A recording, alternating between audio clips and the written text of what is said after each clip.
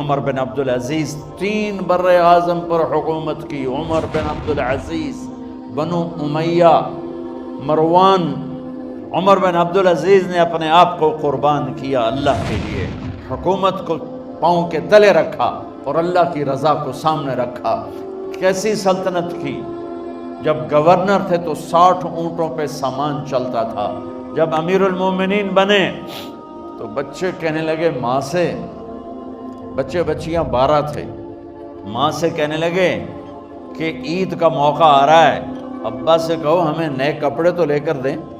ان کی ماں کا نام ہے فاطمہ، بچوں کی ماں کا نام. حضرت عمر گھر آئے، بیگم نے کہا بچے کپڑے مانگ رہے ہیں. حضرت عمر کہنے لگے میرے پاس تو پیسے نہیں ہیں، تنخواہ میں تو مشکل سے روٹی پوری ہوتی ہے، کہاں سے لے کر دوں؟ تو تھوڑی دیر خاموش رہیں بیگم، پھر کہنے لگی آپ ایسا کریں اگلے مہینے کی سیلری ایڈوانس لے لیں، اس سے میں کپڑے لے لیتی ہوں اور روٹی کا خرچہ میں مزدوری کر کے گھر بیٹھے مزدوری کر کے چلا لوں گی، آپ 1 مہینے کی تنخواہ ایڈوانس لے لیں. حضرت عمر بن عبدالعزیز واحد خلیفہ ہیں جن کے دور میں 3 بر اعظم میں زکوٰۃ لینے والا باقی نہیں بچا تھا. یہاں لاہور بھی ان کی حکومت کے نیچے تھا، جنوبی اسپین فرانس ان کی حکومت کے نیچے تھا، کاشغر تک ان کی حکومت کے نیچے تھا، استنبول کے دروازوں تک ان کی حکومت تھی. 3 بر اعظم میں ایک آدمی زکوٰۃ لینے والا نہ بچا.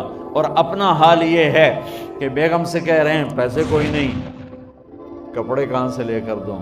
اور بیگم طریقہ بتا رہی ہے کہ آپ اگلے مہینے کی تنخواہ ایڈوانس لے لیں، اس سے میں کپڑے لے لوں گی اور چولہے کا خرچہ، روٹی کا خرچہ میں گھر بیٹھ کے مزدوری کر کے کما لوں گی.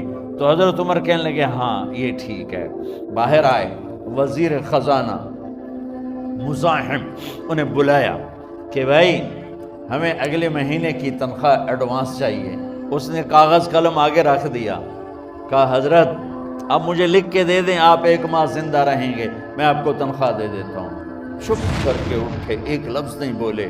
گھر گئے، اپنی بیگم فاطمہ سے کہا بیگم بچوں سے کہہ دو کہ باپ کے پاس کپڑے لے کر دینے کی سخت نہیں ہے. اور خزانے ایسے بھرے پڑے تھے کہ زکوٰۃ لینے والا کوئی نہیں تھا.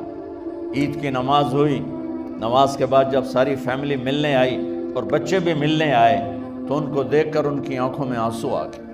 کہنے لگے بچوں آج تمہیں دکھ تو ہوگا اپنے باپ پر کہ ایک جوڑا کپڑا بھی لے کر نہ دیا عید کا.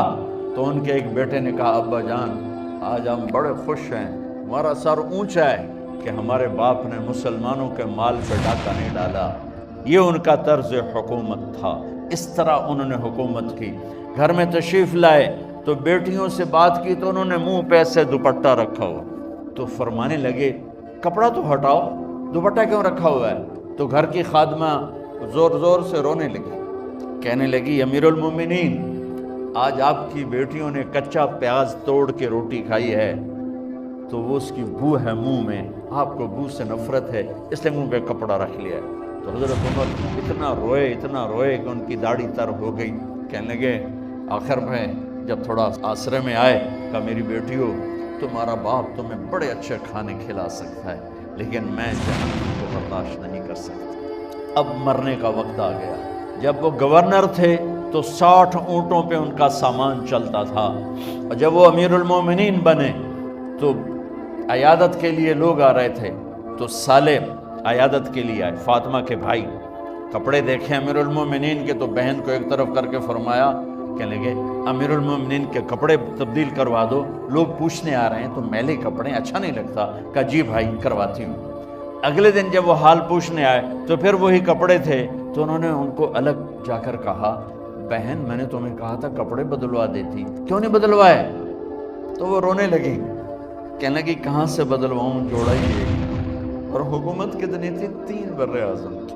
ایک جوڑے میں اللہ سے ملنے جا رہا ہے.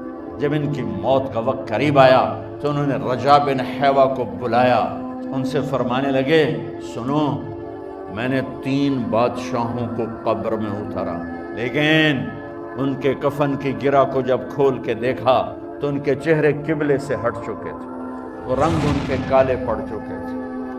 ولید بن عبد الملک، سلیمان بن عبد الملک، عبد الملک بن مروان، عبد الملک باپ، ولید بیٹا، سلیمان بیٹا، یہ تینوں کا ان کے چہرے کالے ہو گئے تھے اور ان کا قبلے سے منہ پھر گیا تھا۔ اب میں مرنے لگا ہوں، مجھے پہلے ضرور چیک کرنا کہ میرا اللہ میرے ساتھ کیا کرتا ہے۔ پہلے تینوں کی ظلم کی حکومت تھی، ان کے چہرے قبلے سے کیوں ہٹ گئے؟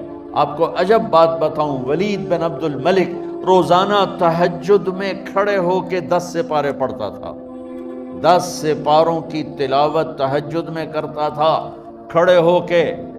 سلیمان بن عبد الملک تہجد گزار، عمر بن عبدالعزیز نے اسی سلطنت کو عدل سے بھر دیا۔ سلیمان بن عبد الملک کی ڈیڈ باڈی جب قبر کے قریب لائے اتارنے کے لیے تو ایسے ایسے ہلنے لگا، اس کا پورا جسم ہلنے لگا۔ تو اس کے بیٹوں نے کہا کہ ہمارے ابا زندہ ہیں۔ تو حضرت عمر نے فرمایا بیٹو زندہ نہیں ہے، عذاب قبر جلدی شروع ہو گیا ہے، قبر کی پکڑ پہلے شروع ہو گئی ہے، چھپاؤ اپنے باپ کو جلدی۔ جب عمر بن عبدالعزیز کی ڈیڈ باڈی قبر کے قریب کی گئی تو ایک دم ایسے ایک پرچہ ہوا میں اڑتا ہوا سب نے دیکھا، وہ آتے آتے آتے آتے آتے آتے یوں آ کے حضرت عمر کے سینے پر گر گیا۔ سب دیکھ رہے ہیں۔ جب پرچے کو اٹھا کے دیکھا گیا تو اس پہ ایک سطر پہ لکھا تھا بسم اللہ الرحمن الرحیم، اور دوسری سطر پہ لکھا تھا براءۃ من اللہ لعمر بن عبد العزیز من النار، یہ عمر کے لیے جہنم کی آگ سے نجات کا پروانہ ہے۔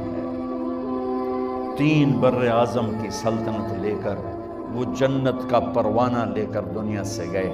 جب ان کو قبر میں اتارا گیا تو انہوں نے رجا بن حیوہ سے فرمایا تھا 3 بادشاہوں کے چہرے دیکھے قبلے سے پھر گئے، رنگ کالے پڑ گئے، مجھے تم نے دیکھنا ہے کہ کیا ہوتا ہے۔